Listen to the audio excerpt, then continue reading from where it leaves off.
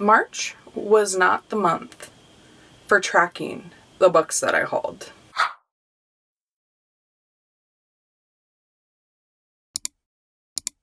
Hi friends, welcome back to my channel. My name is Claire and this is Claire's Neverland of Books. We're going to be going over the books that I hauled in March. I did not track it nearly as closely as I normally do, but I think I got all my books. I definitely didn't get my manga included in here. So let's get into the books that I hauled in March.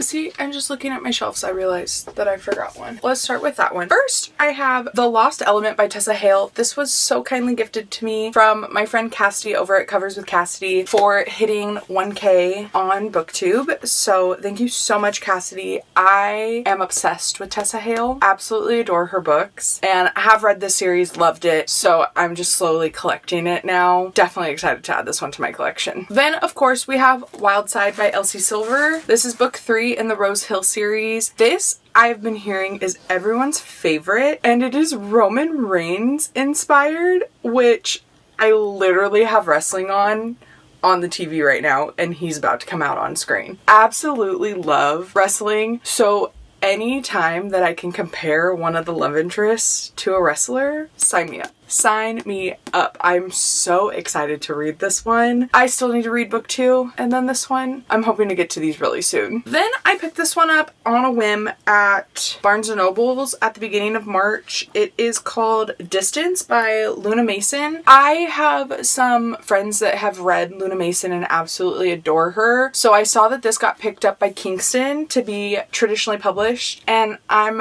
entering back into my like mafia dark romance era and I think this is MMA fighting. Oh, it's MMA and mafia. So yes, I'm excited for this one. Don't really know what it's about. That's all I know. And that's all I need to know. So very excited to give this one a go. Next, I think everybody hauled this one and if not, what's wrong with you? But we have Sunrise on the Reaping by Suzanne Collins, aka The Second Quarter Quell, aka Hamish's book. And my goodness, am I dying to consume this book. It is on my TBR for April and I'm hoping to get to it probably after a Polycon. We shall see, but I'm so excited. I'm hearing that this is wrecking everybody and I'm ready to be wrecked. Also debating though if I should go reread everything else, the rest of the series. Maybe once I read this it'll send me in that spiral. It seems to be where everybody's at right now and I want to be there too. That's all. Next, I had to pick up Slaying the Vampire Conqueror by Chris Broadbent, the Bramble published edition.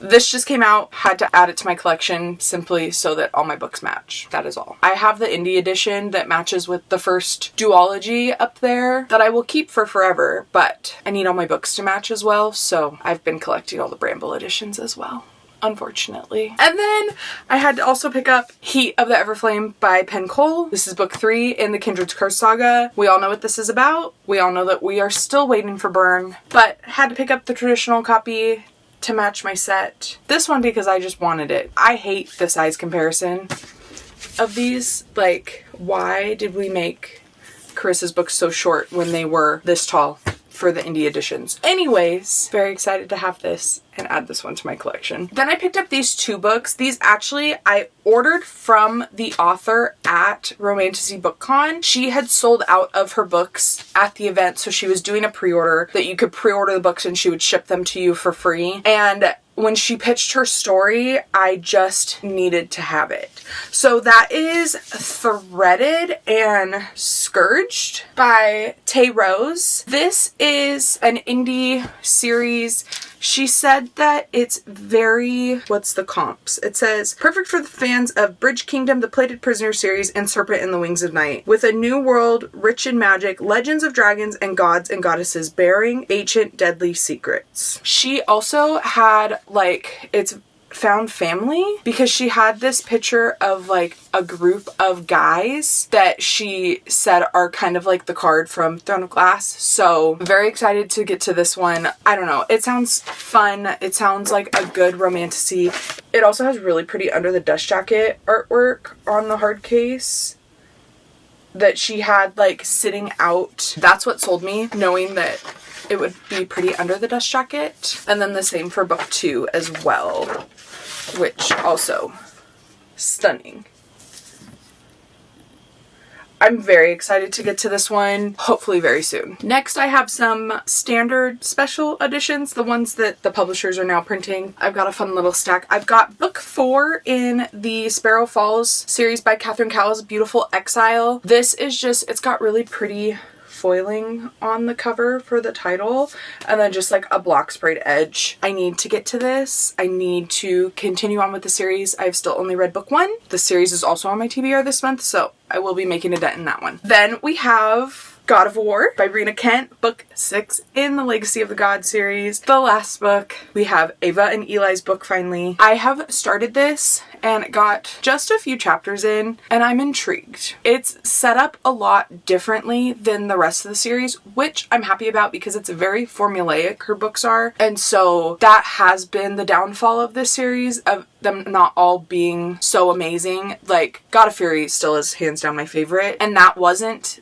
the same formulaic story as books 1 through 4, and this one starts off very different as well, so I am excited to continue and read this one, so I'm really happy to add this one to my collection. And then one I also picked up on the whim, we have Story of My Life by Lucy Score. This edition is just so pretty. The sprayed edges on it are just stunning. I had to pick it up. It has bonus content in it, but like the edges are just stunning. I really love Lucy Score's books. They aren't like all-time favorites, but I have such a fun time with them, so I am really excited to add this one to my collection. And then one that, oh my god, I'm so excited to add this one to my collection. I read this book. It was my first book of the year, and it was a 5-star, absolutely unhinged, absolutely adored it. But it got picked up by Bloom, so it got a recover, a title change, the sprayed edges, and I'm so excited to have this book in my collection, and that is Kiss of the Basilisk. So excited to own this and add this to my collection. The cover is just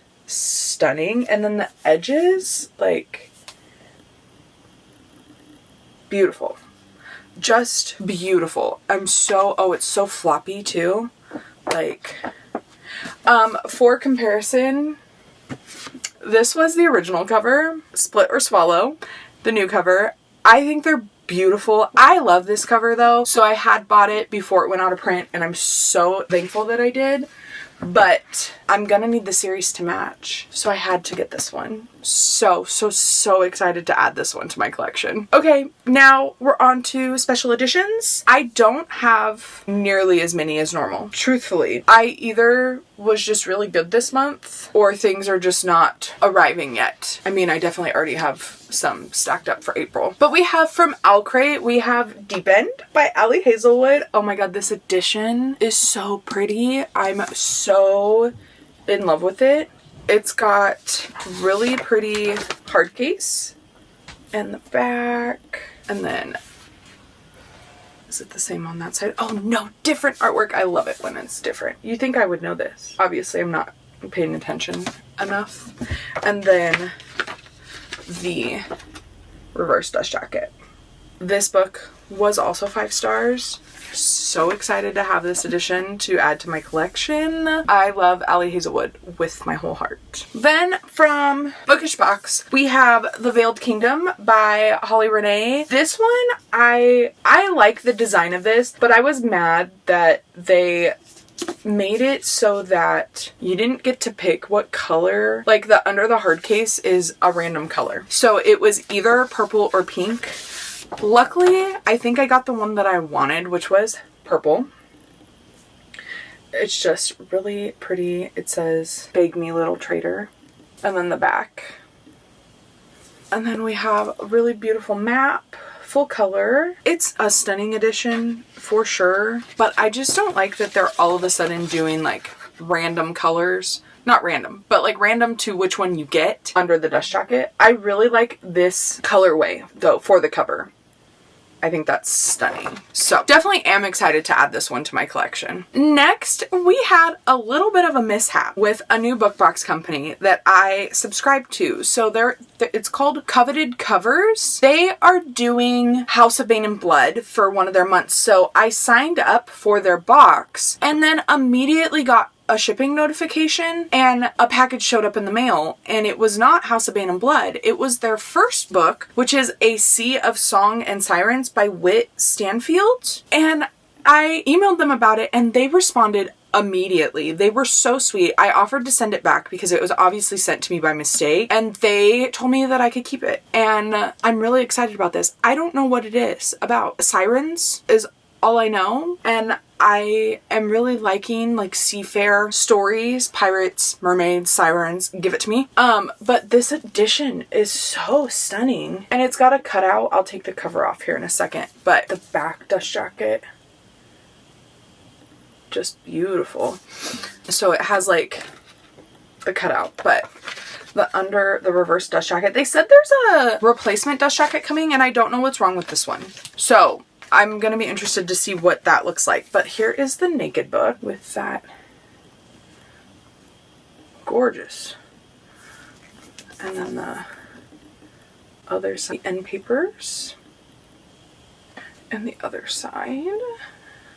It also has an overlay in it. I don't want to like show you too much because it might be a spoiler. I don't know, I haven't read it. But it's like attached in the book, which I love. So I'm very excited to give this one a go. It was so nice of them. They were working out some bugs with the switching over from their first box to their second box. And that's how I ended up getting on the list to have this shipped to me. So it was a very like pleasant surprise to see in the mail when I got it. And they just were so sweet when I emailed them about just keeping it and like talking about it and sharing it on Instagram and whatnot. So I thought I'd pop it in here as well. And then those edges, I don't know if I showed you the edges, but just stunning. I'm definitely excited to give this one a go. We only have 2 more books, guys. I'm telling you, this is like unheard of, but also very needed because I'm about to leave for a Polycon and the amount of books that I'm probably going to come home with is a lot. So next we have from Broken Binding, we have The Dark Mirror by Samantha Shannon. Have I read any of this series? No. Have I bought